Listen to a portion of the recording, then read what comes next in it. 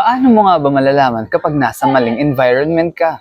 Yo, you're listening to Romeo. Malalaman mo na nasa maling environment ka kung una, hindi ka po binibigyan ng value. Kapag lahat ng effort and sacrifices mo hindi pinahahalagahan. Mabigat yun. Ultimo yung respect as one of the group ay hindi na naibibigay. You will feel out of place na hindi naman dapat kasi gusto mo lang maging part ng isang grupo o environment. Pangalawa, walang growth and improvement. Kung pakiramdam mo, ganun at ganun pa rin yung environment mo o walang pagbabago, hindi kayo parehas magiging successful. Lalo na these days, kailangan talaga natin mag-adapt at kailangan natin makasabay sa bago.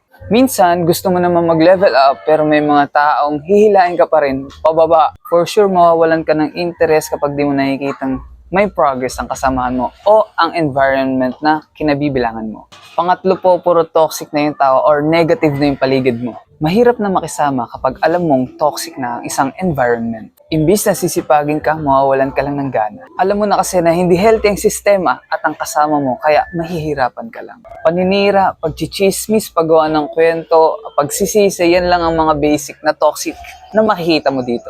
Tanong, isa ka ba sa toxic? Ngayon, alam mo na ang sign kapag nasa maling environment ka na.